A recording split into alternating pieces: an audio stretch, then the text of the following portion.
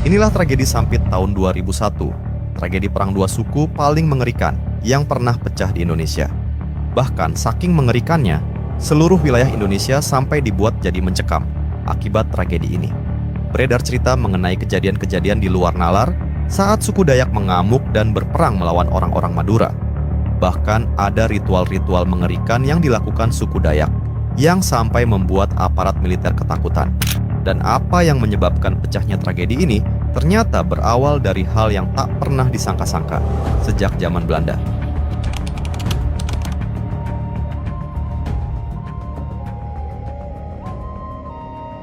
Pada tahun 1930-an, di zaman penjajahan Belanda, warga dari suku Madura pertama kali menginjakkan kaki di Kalimantan. Program itu dijalankan pemerintah Belanda untuk pemerataan jumlah penduduk di seluruh wilayah Indonesia yang dijajah.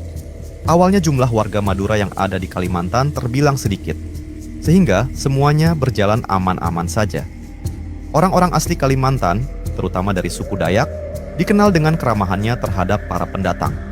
Bahkan di beberapa wilayah Kalimantan, orang-orang Dayak akan menyambut para pendatang, kemudian memperlakukan mereka sebagaimana keluarga sendiri.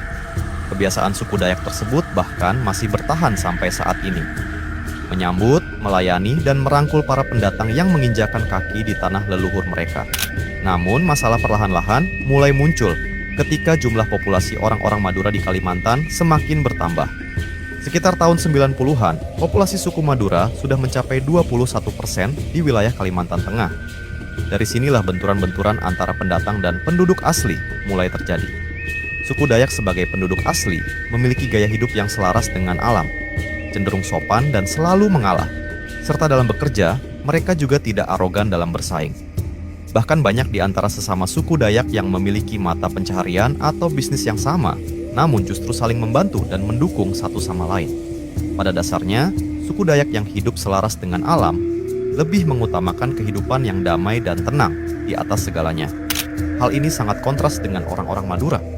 Mereka berasal dari daerah tandus dan pesisir, sehingga pembawaan mereka agak keras dan tegas, baik dalam berbicara dan bersikap.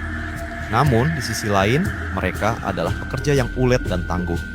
Mereka juga sangat mudah beradaptasi dalam berbagai pekerjaan. Karena kepribadian inilah, perlahan-lahan suku Madura mulai mendominasi. Dari segi ekonomi, banyak dari orang Madura yang menjadi pengusaha sukses di Kalimantan Tengah.